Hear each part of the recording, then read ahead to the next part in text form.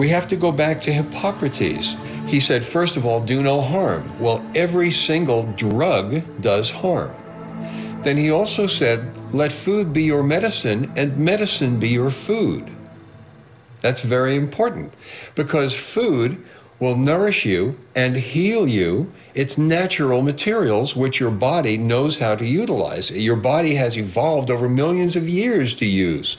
Whereas these huge, incredibly profitable companies all over the world are damaging, liver toxic, and cause disease. So how can they really be considered a medicine if they're causing disease? If we couldn't speak to food manufacturers, then maybe we could speak to a food engineer. Meet Carol Hornline. We met her at the St. Louis, Missouri airport and were driving her to a radio interview. Along the drive, there was plenty of time for sightseeing. Garrett in particular now had time to digest a lot of information. He overheard much of the conversation going on in the front seat about another food additive that made him remember. In 1974, I petitioned the commissioner of FDA about some evidence I had found pertaining to aspartame causing brain lesions. But despite all warnings, the former head of GD Searle, Donald Rumsfeld, forced it into the food market anyway. As a highly paid and highly respected food engineer, Carol was right in line to work with this dangerous substance. It wasn't long before she was riddled with tumors from her pituitary gland to her ovaries. She ballooned in weight and continues to have health problems. Carol will never be the same again. She no longer wants to work as a food engineer because, quote, I can't work at a place where I'm knowingly poisoning people. This story is actually worse than the tobacco story because at least you can choose not to smoke. Food, you have no choice. We were now at the radio station where Carol would have a chance to tell the world her story and what food additives like MSG and aspartame do to any unfortunate organism that comes in contact with it. This radio program, The Power Hour, can be heard around the world on shortwave radio or the internet every day of the week in rebroadcasts or broadcasts. To the point where they're leaving their seats and they're going out and becoming activists and they're demonstrating and writing letters. It's msgtruth.org. That's her website. Now, she became injured as a result of using MSG, but she didn't really use it. It was done to her. I was basically shoveling aspartame out of a barrel. Whoa, can you believe that, listeners? Shoveling aspartame out of a barrel. I've had many problems over the years. What about these tabs? You know the tab drugs? Yes, the quick dissolve, like the Listerine. Quick dissolve. The Listerine, the Listerine quick dissolve things, those have aspartame in them as well. Wow. If the Power Hour show allows people like Carol to speak out on such topics, they have to be creative about staying on the air. Advertisers that support the mainstream media do so because they're able to tout pharmaceuticals, processed foods, and lethal chemicals. Not here. What the Power Hour sells are natural products, food flavorings, books, and DVDs.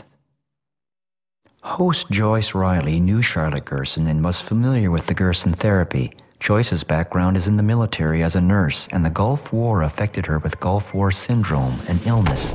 She then produced a startling film called Beyond Treason, which documented the serious environmental degradation from U.S. munitions tipped with depleted uranium, as well as experimental vaccines and more. The consequences of these activities are horrifying. Radioactive depleted uranium, for example, has a half-life of 4.5 billion years and has now contaminated regions of the Middle East forever.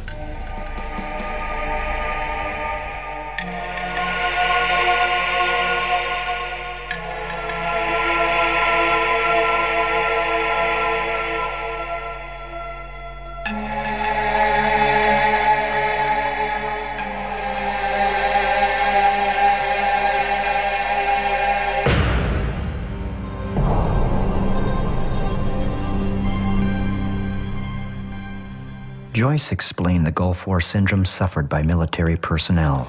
The Gulf War illness is something that is a combination of a lot of toxins. And I couldn't figure out why I was sick because I only flew from Alaska to Cuba during the time that I was a flight nurse. But I became ill. I did have the vaccines. A lot of the troops did have the oil well fire exposure. They had chemicals, biologicals, vaccines, everything involved. What we do know now is that they were full of toxins. I was a nurse for about 35 years, and during that time I'd done everything from electroconvulsive therapy, which is shock therapy. I had been a chemo nurse. I was a director of nursing. I was a nurse in a heart, lung, liver, kidney transplant unit, and I never appreciated food at all. I never appreciated what it was for.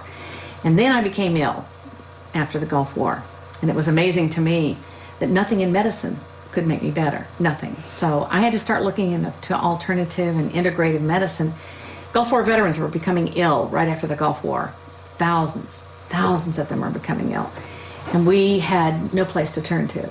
We found out that there were some Gulf War veterans that had been helped by eating raw foods, vegetables, fruits, and doing juicing. And When all this talk about vaccines came up, Garrett shared his own feelings about vaccines that are given to infants and school-age children.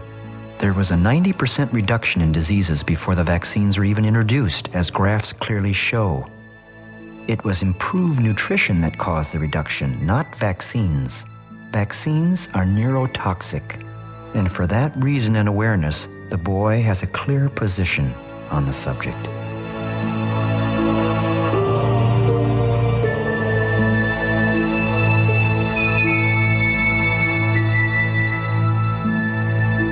Genetically engineered foods are literally lethal. It was here in San Francisco that the boy had the good fortune to meet the executive director of the Center for Food Safety, Andrew Kimbrell. The Center for Food Safety is a national nonprofit organization working to protect consumers and the environment from the hazards of harmful food production technologies and promote organic and other forms of sustainable agriculture. One of the great misconceptions we have about genetically engineered food is that the genie is out of the bottle, you know, and you hear all the time 60 or 70% of foods got genetically modified ingredients in it. Not true. 60% of processed food has genetically engineered ingredients. Actually, almost none of your whole foods are genetically engineered. None of your fruits, none of your vegetables, you know, your meat, your fish, most of your dairy products are completely free of genetically engineered ingredients. As a matter of fact, there's only really 4 genetically engineered crops. That's corn, cotton, canola, and soy.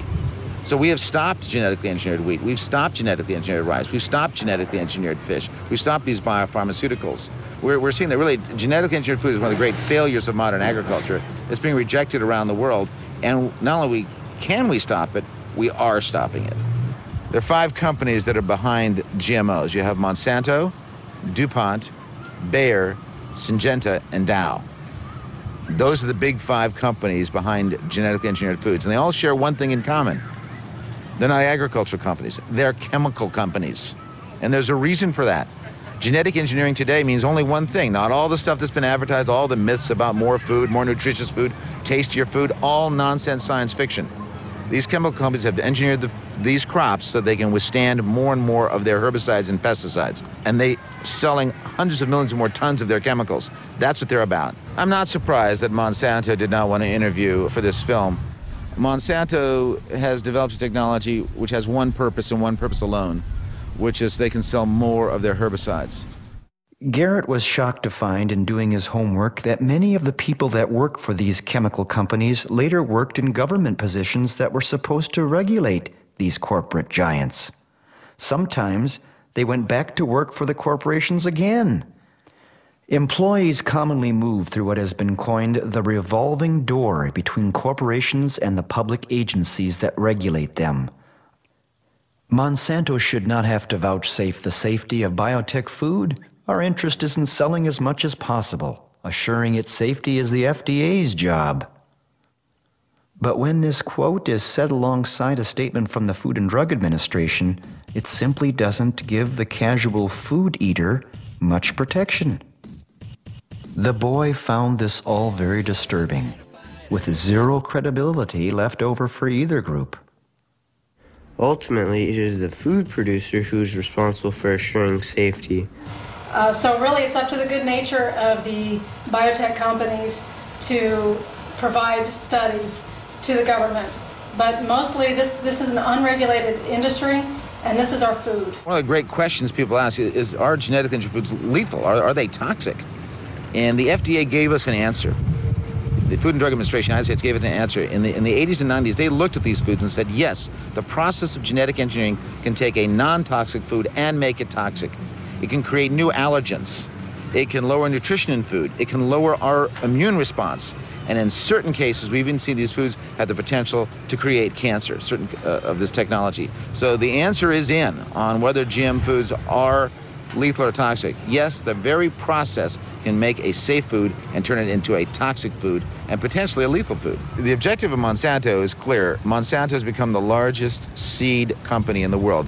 Monsanto is in the process of buying up all the seeds of the world, which they then want to patent and control so that farmers will not be able to save those seeds. And they want to genetically engineer those seeds, and they want to put something called terminator technology in those seeds. And this has those seeds create suicide after one growing season so that farmers cannot save those seeds. So what Monsanto's really after is controlling all the seeds of the earth and making sure that the farmers of the earth cannot save those seeds. This becomes extremely important when you realize that 80% of all the farmers of the world depend on seed saving for their survival. So if Monsanto is able, either through patenting or through this terminator technology, to destroy their ability to save seeds, the result will be mass starvation. Garrett was surprised to learn that controlling pests and all the other reasons chemicals are applied, including artificial fertilizers, is completely unnecessary. There are dozens of institutions in the U.S. alone that strive to declare the good news of sustainable agriculture. Dr. Paul Hepperly demonstrated to us through many seed and field trial studies the amazing ways in which plants thrive and outperform chemically dependent fields. In many instances, the crop yields far exceed chemically treated farms. The studies are extensive, repetitive, and uplifting to anyone who cherishes good health. Dr. Gerson stated that the soil is our external metabolism. It must be free of sprays and poisons, or the body cannot heal.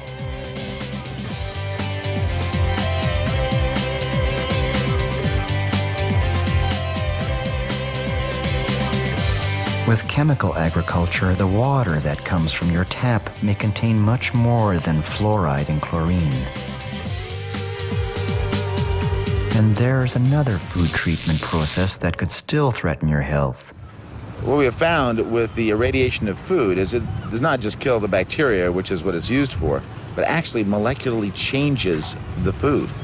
It creates something in food called free radicals. And these are novel molecular elements in the food that have never been there before.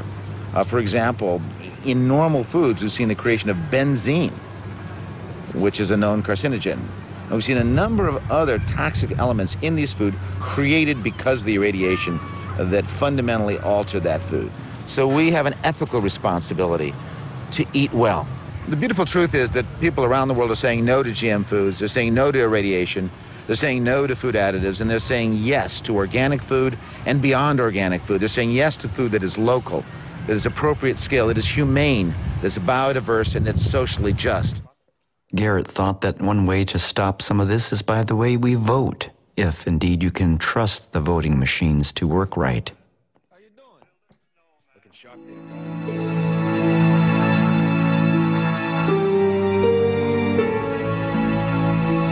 How could a man who was curing cancer and chronic disease over 80 years ago be so misunderstood? It was now even within reach for this 15-year-old boy to understand. Is it at this point a race against time to consider the gift Gerson offered the world so long ago before we exceed the tipping point merely from an environmental standpoint?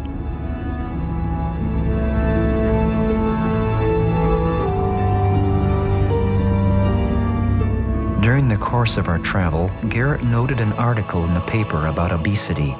After what he had learned, it wasn't a bit surprising. With all these chemicals and craving for more chemicals and more refined foods and sugar, we are bound to be obese and die that way.